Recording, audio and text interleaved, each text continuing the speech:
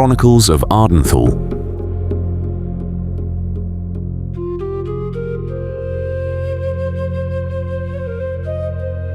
Episode 4. The Captive King. The letter arrived late in the morning. Alina was sitting in the writing room, sorting incoming replies, when the messenger entered. His clothes were dusty, his movements controlled. 2 more riders remained in the courtyard, their horses still saddled. It was not an ordinary delivery. The envelope bore the seal of the High Command of the Allied forces. The wax had been pressed unevenly, and the edge of the parchment showed signs of having passed through many hands. Alina took the letter, opened it, and began to read without passing it on. The report was longer than the messages that had come before. It described a larger engagement, one that had lasted several hours. The lines had shifted more than once. The left flank had come under heavy pressure. Reinforcements had arrived late. Alina read on. The King of Ardenthal had been wounded during the fighting. The sentence was written plainly. What followed stated that the wound was not considered life-threatening. The king had held his position at first and continued to give orders. Later, he had been escorted toward the rear gathering point. No further details were given. Alina did not set the page down at once. She read the passage again, weighing every word, searching for something beyond what had been written. There was nothing. Seraphina had entered by then and waited until Alina raised her eyes. "He was wounded," Alina said calmly. "Not life-threatening." He continued to lead. Seraphina took the letter and read it herself. Her face remained still, yet she held the parchment a little longer than a simple glance would have required. In the courtyard, a small group had already formed. The presence of several riders had not gone unnoticed. People had learned to draw conclusions from details. Alina stepped outside. "There was a larger engagement," she said. "The king was wounded. The wound is not considered life-threatening. He continues to lead the troops." The words were received not with cheers, not with open relief, but with an audible exhale. One man asked whether the king was on his way back. "No," Alina answered. "He remains with the units." Another wanted to know how severe the wound was. "There is no more precise information." The people remained for another moment, then slowly dispersed. They spoke more quietly than before, but no longer about individual dead. The thought of a wounded king had shifted the order of things. In the afternoon, Seraphina called the council together. The great hall felt different, though nothing in it had changed. The king's chair remained empty. This time, people looked at it more often. "As long as he gives orders, there is no formal gap," Seraphina said. "And if he can no longer do so?" one councilman asked. "Then we act according to order." "The order is built around him," the master of stores replied. "A wounded king changes the situation." Alina listened. At first, she said nothing. The discussion remained controlled, but it was no longer only about supplies or work assignments. It was about leadership. "We have a message," she said at last. No abdication, no capture, no confirmation that he is unable to command. An older councilman looked at her, but no certainty either. "Certainty is rare in war," she replied calmly. The conversation ended without resolution, but it had taken on a new tone. That evening, the report was read aloud again in the courtyard. This time, more slowly, without omissions. The people listened carefully. A wounded king was not a sign of collapse, but he was no longer a symbol of invulnerability either. That night, Alina remained awake for a long time. Not from fear. Not only that. She understood that a wound meant more than a medical detail. It shifted expectations. It made succession thinkable, even if no one said the word aloud. and she knew that a second letter would have to follow. In the days after the report, a strange form of calm returned. Daily life continued. The fields were tended, the wounded cared for, the writing room kept open. The news of Arvid's wound had shaken the village, but it had not torn an immediate gap. He was wounded, not fallen. He still led. That was the sentence people held on to. Alina noticed that her father was spoken of differently than before. People no longer spoke only of the king. They spoke of Arvid. His name was used more often. The wound seemed to make him more human. She herself had long been used to seeing him in two roles. In the council, he was king. In the courtyard, he was measure. In the castle, he was rarely only father. Her childhood had not been cold, but it had been structured. Arvid had allowed her to attend council meetings early, not as a speaker, but as a listener. He had not told her stories. He had explained decisions. When he spoke, he did so clearly and without ornament. He expected attention from her, not agreement. There had been evenings when he called her into the map room. He showed her borders, roads, alliances. He explained why one sometimes signed treaties one did not like, and why one did things one would rather avoid. He had never said that she would one day rule, but he had never acted as if it were impossible. With him, closeness had not been an embrace. Closeness had been trust in her perception. Alina remembered the day the second failed harvest had become certain. Arvid had not sent her out of the hall. He had let her stay while the council argued over rations. Later, he had told her that a land did not break because of bad years, but because of bad decisions made afterward. At the time, she had thought he was speaking only of grain. Now she knew he had always been thinking further. Their distance had not been absence. It had been form. She had never asked herself whether he liked her. She had asked herself whether he took her seriously. And he had. Now, as she stood in the West Tower and looked out over the valley, she did not think of him carrying her as a child. She thought of his gaze when the council lost itself in circles, of the way he waited until everyone had spoken before deciding, of the silence that formed when he lifted his head. A wounded king was political news. A wounded father was something else. She did not know which worry was greater. Seraphina stepped beside her. The queen had learned not to disturb Alina's silence. "You are thinking of him," she said.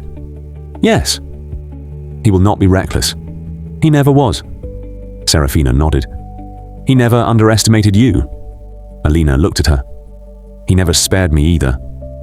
"That is not the same thing." A moment passed. "When he returns," Alina said quietly, "something will have changed." "In him or in you?" Seraphina asked. Alina did not answer at once. She did not know. Letters continued to arrive in the writing room. Some spoke of the engagement in which Arvid had been wounded. The accounts differed, but they agreed on one thing. The king had remained visible. He had not hidden behind riders or banners. One soldier wrote that Arvid had changed horses after his own had fallen.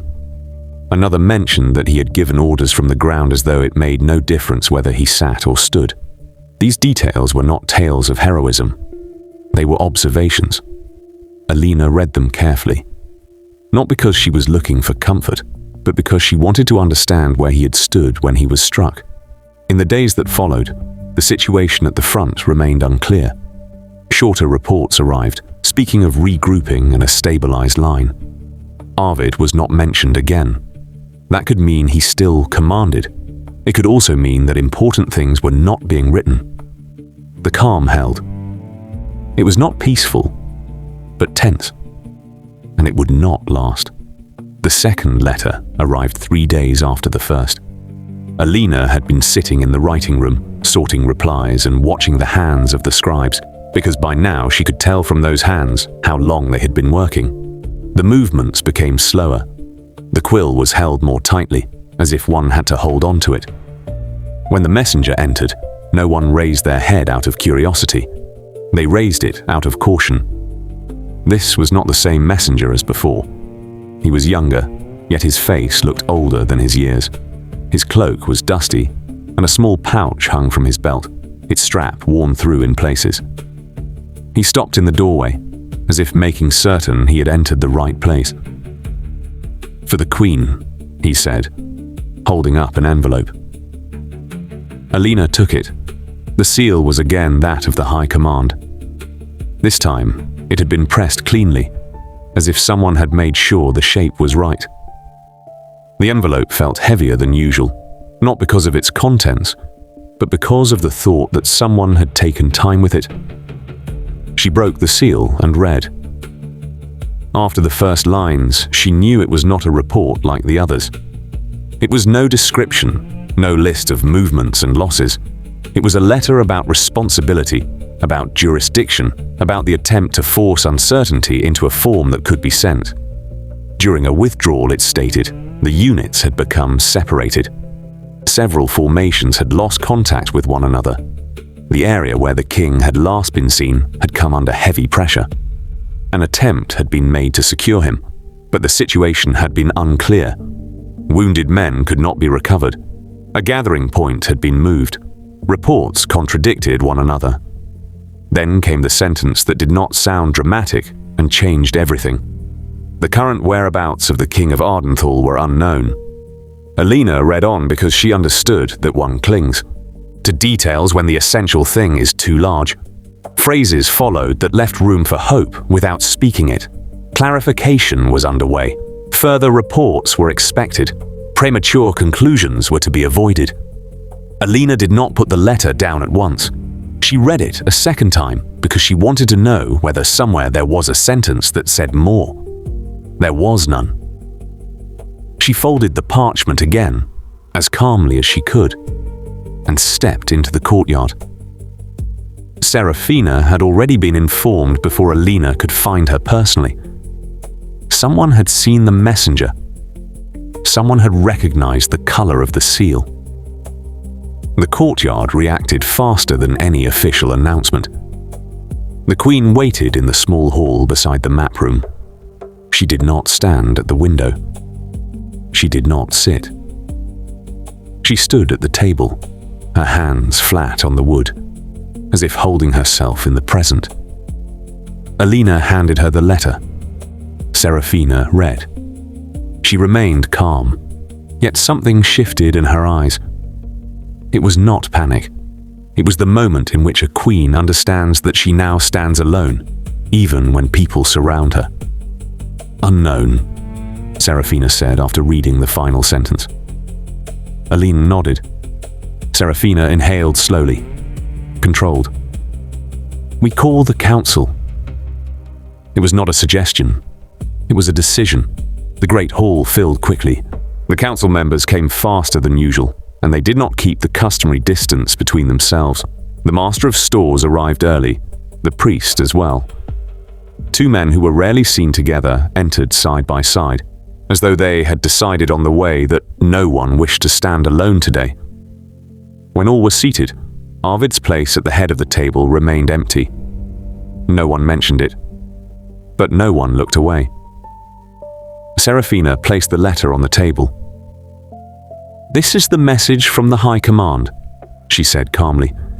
"The whereabouts of the king are unknown." A murmur moved through the hall. Not a loud sound, more a collective loosening of composure. "How can a king be unknown?" asked the older councilman, who usually weighed his words. Today he sounded harsher. "In the same way," Seraphina said without changing her tone, "as anyone can disappear in a retreat when the lines break." "He is not anyone," the master of stores objected. "He is the center of our order." "He is also a man," Seraphina said. Alina noticed that the sentence was not comforting. It was dangerous. It made the situation real. "We must decide who commands," said one councilman. We cannot wait." "We are not waiting," Seraphina replied. "We act as soon as we know more." "No more," the priest repeated. "And until then." The older councilman leaned forward. "If he has fallen, there must be a regency." Seraphina held his gaze. "If," she said. Alina heard the word like a nail. It was small, but it held an entire door open. "We must be prepared," the councilman continued. "The fields, the stores, the order of the land. The people will ask." "The people are already asking," Alina said calmly. All eyes moved to her. Not hostile, not kind, alert. "We have dead to mourn," she continued. "We have wounded men in the northern wing. We have families who hope every evening for a knock at the door. If we now pretend everything is as it was, no one will believe us." Seraphina let her speak. That was no accident. Alina knew it. "You are young," said the master of stores, as though it were an argument. Alina looked at him. "And yet, I sit here," she replied calmly. "Not because I wish to, but because it is necessary." Another councilman cleared his throat. "We must not create the impression that the royal house is wavering." "It is not wavering," Seraphina said. "It stands." "With respect," said the older councilman. "Without the king, that is not standing. It is an assertion." Seraphina paused for a moment. Then she said, "Then it is time our assertion is supported by action." She turned her gaze to Alina, not to ask for help, but to make her visible. "Ardenthal will be governed," Seraphina said. "The fields will be worked, supplies will be secured, the writing room will remain open, the wounded will be cared for, the guards at the gate will be doubled, and the council will present me today with a list of which stores can be moved within a week if unrest reaches the villages." The master of stores tried to object, but Seraphina did not allow him to return to the familiar circle. "You will also examine," she continued, "which obligations we have toward the alliance in writing if Arvid is incapacitated, and which obligations they have toward us. I want it in black and white." For a brief moment, one could feel that Seraphina was more than a woman who had happened to become queen. She had not only learned the rules, she could use them. The priest looked to Alina. "And you, Your Highness?" Alina felt the room concentrate on her. She could have said something soft, something reassuring. She chose not to. "I will remain in the writing room," she said. "The letters will come, and everyone who receives news must hear it from a voice that does not tremble." A councilman made a disapproving face. "You make yourself too visible." "I am already visible," Alina replied calmly. "The people have heard me read names. They have seen me knock on doors. They will not forget who told them that someone was not coming back. It was not a threat. It was a fact. At the end of the meeting, Seraphina did not stand with an official resolution that could calm everyone. She stood with a line. And in these days, a line was worth more than the illusion that paper could settle everything. When the council left the hall, Alina remained behind for a moment. Seraphina stepped closer. "You have placed yourself in their minds," she said quietly. "I spoke because otherwise they would only have whispered." Seraphina nodded slowly. "Now every message will have twice the weight." Alina knew it. She thought of the letter Mathis had once sealed. She thought of things one did not say aloud, because once spoken, they gained power. There were already people in the courtyard when she stepped outside. They had noticed the meeting, the quick footsteps, the faces, the brief way people avoided one another. "Is it true?" asked a woman Alina did not know. Alina stopped. She could have evaded the question. She did not. "The king's whereabouts are currently unknown," she said calmly. "There is no confirmation of his death. There is no confirmation of his capture. There is only uncertainty." A man snorted. "Uncertainty is worse." Alina looked at him. "Yes," she said. "That is why we hold the work. That is why we hold the order. That is why we hold together until we know more." She noticed that her own voice sounded calmer than she felt inside. It was not pretense. It was leadership. Before she was truly ready to accept that word for herself. That evening, she went to the northern wing. Ewald was awake. He saw her come and tried to smile, but failed. "Is the king back?" he asked. Alina did not avoid the answer. "We do not know where he is." Ewald closed his eyes. His hand reached into empty air, as if searching for something that was not there. "Then it was like that after all," he murmured. "What was?" Alina asked. Ewald swallowed. "When we last saw him, he was no longer with his men. He was between us and them. Then there was noise. Then dust. Then only retreat." Alina remained still. She wrote every word into her mind. Without quill. Without parchment. It was not official, but it was close enough to be true. Later, when she sat alone in the writing room, only one candle burned. The stack of letters lay ready. The quill lay beside it. She could write, but she did not know to whom she should write. She thought of Arvid, who had taught her that a land did not break because of bad years, but because of bad decisions afterward.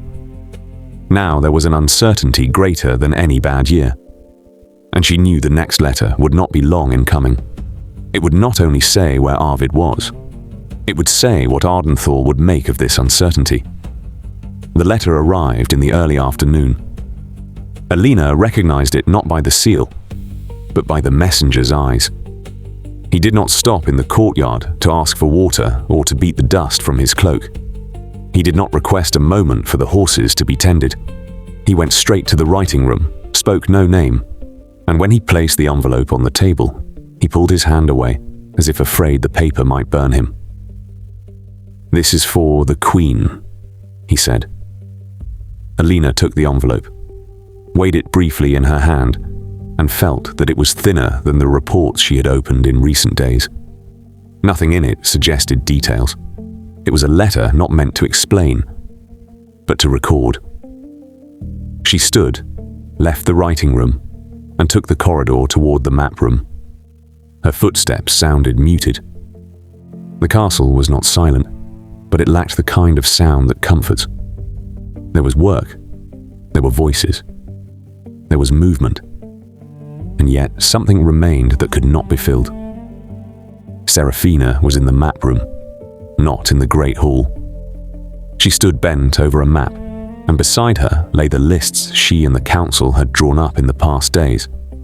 Stores, guards, fields, messenger routes, order against uncertainty. Alina entered and said nothing, because words would only have stood in the way. She placed the envelope on the table. Seraphina did not look up at once. She took the letter, broke the seal, and read. Her expression barely changed, but the hand holding the parchment hardened. There was no trembling, no panic, no visible wave. It was something settling into place. When she reached the final sentence, she laid the sheet slowly on the table. "Captured," she said. Alina felt her body react to the word, though she did not move a step. It was not grief, because grief can still cling to something. It was a feeling suspended in the air without ground beneath it. Seraphina slid the parchment toward her. The tone was factual. The King of Ardenthal had been separated during the withdrawal. He had been wounded and could not be moved quickly enough. Several witnesses had confirmed that enemy soldiers had forced him away and eventually taken him. An immediate rescue had not been possible because the line had already had to withdraw by then. Below that stood a sentence so neutral, it almost seemed cruel. It was assumed that the king was alive and being held as a prisoner. Further information would follow as soon as it became available. Alina placed the letter back on the table. "How long ago?" she asked. Seraphina checked the date. 2 days. Alina nodded. 2 days in which Ardenthal had planned, worked, and held order while her father was in enemy hands. She did not want to think about how he was, because she knew she would find no answer she could bear. Seraphina took another sheet of paper. The council must be told.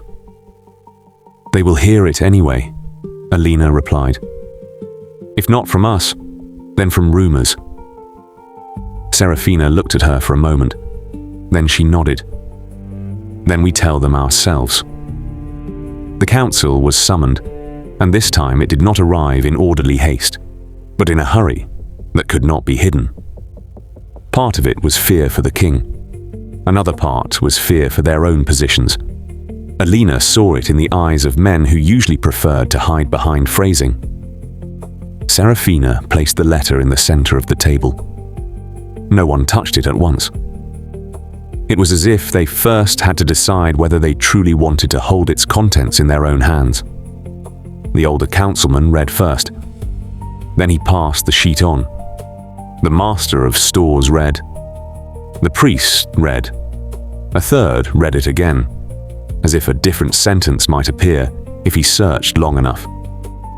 Captured, the master of stores said at last, and this time it was not a statement, but an opening for everything that could follow. Then it is over, one man said.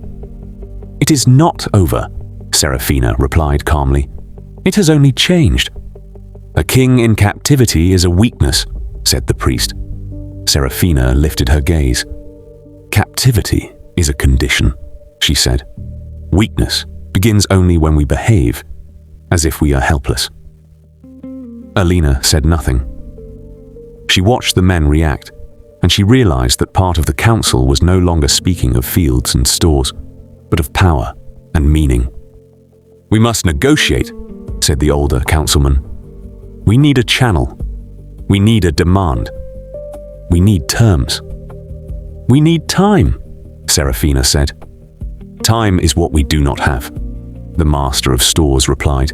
If the people learn that the king is in chains, there will be unrest. The people already know, Alina said quietly. Several heads turned to her. People notice when messengers move differently, she continued. They notice when the council meets more often. They notice when questions are not answered. We can tell them, and we can tell them what we are doing, or we can wait until everyone builds their own version. The priest pressed his lips together. And what do we do? Seraphina answered at once. We secure the stores. We secure the borders. We secure the order. And the king? Asked the master of stores. Seraphina held his gaze. We bring him back as soon as we can. With what army? Asked one man, his voice higher now than he had intended. We will see what is possible, Seraphina said. Alina noticed that she remained deliberately vague, because any concrete promise now would have become a trap. The council did not disperse with a decision that calmed everyone. It dispersed with tasks. That was Seraphina's way of binding panic. Occupy hands. Order thoughts. Win time. People were already waiting in the courtyard. No one stood there by chance anymore. They stood there because they expected something. Seraphina stepped out and did not speak for long.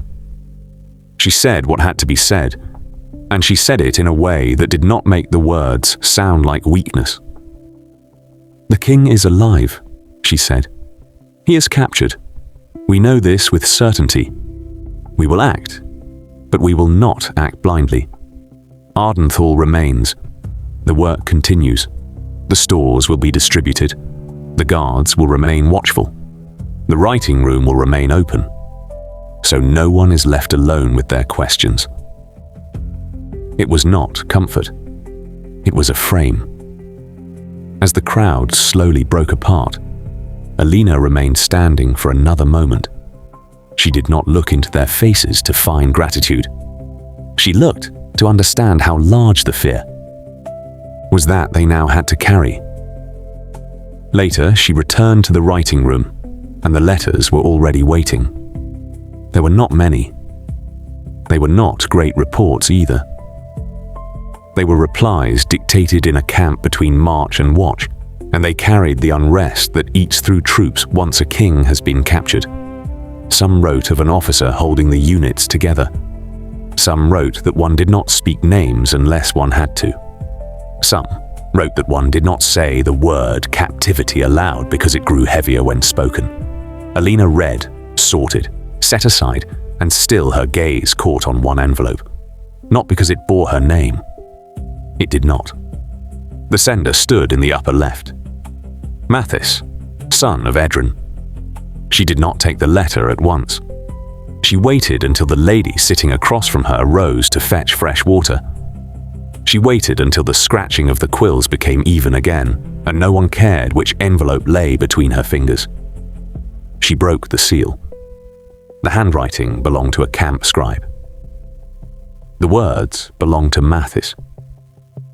He wrote that the men were restless. He wrote that the king had not simply disappeared, but at last been seen wounded and still standing. He wrote that they had tried to reach him, and that they would be ashamed that they had failed. Because shame in war was often the only thing that showed a person they were still human. Then he wrote something she had not expected, because it did not sound like war, but like Ardenthal. He wrote that the horses had been nervous since the news had spread. He wrote that they calmed if one placed a hand against their neck and left it there long enough for their breathing to even out again.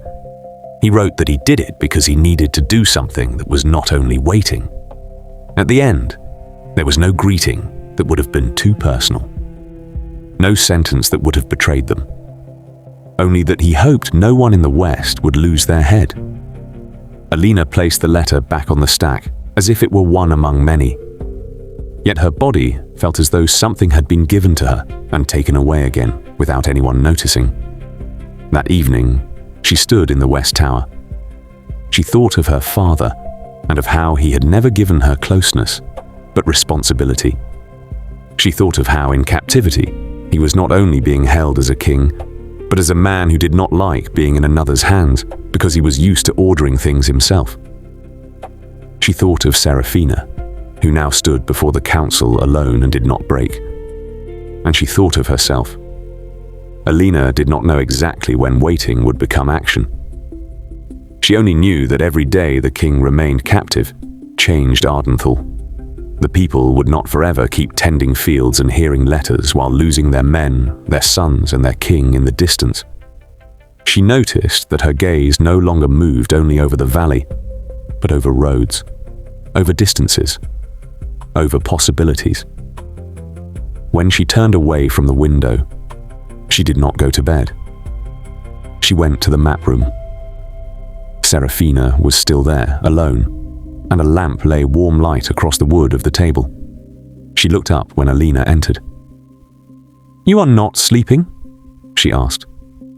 "Not tonight," Alina answered. Seraphina nodded, as if she had expected nothing else. Alina stepped to the table. She did not place her finger on a border, and she did not speak of an army, because she knew great words were spoken quickly and rarely held. "We need knowledge," she said quietly. "Not hope, not courage, knowledge." Seraphina looked at her for a long time. Then she asked, "What do you mean?" Alina answered without raising her voice. "We need to know where they are holding him. We need to know how they move. We need to know which roads are safe and which exist only on maps. And we need to know whom we can trust if we send someone." Seraphina leaned back. "You want scouts?" "I want eyes," Alina said, "and I want them before the land begins talking in the dark." Seraphina was silent for a moment. "That will not be without blood," she said at last. "It is already not without blood," Alina replied. Seraphina looked at her, and in her gaze there was no horror at the hardness, but recognition that Alina had begun to think differently. "Then," Seraphina said calmly, "we begin carefully." Alina nodded, She knew this was not yet an army. It was not even a plan that could stand on its own feet. It was the first step away from the illusion that letters alone could hold the land together. And she knew that as long as her father remained captive, every step she took would eventually lead to a question she had avoided until now. Whether she would remain only a princess, or take responsibility larger than her role.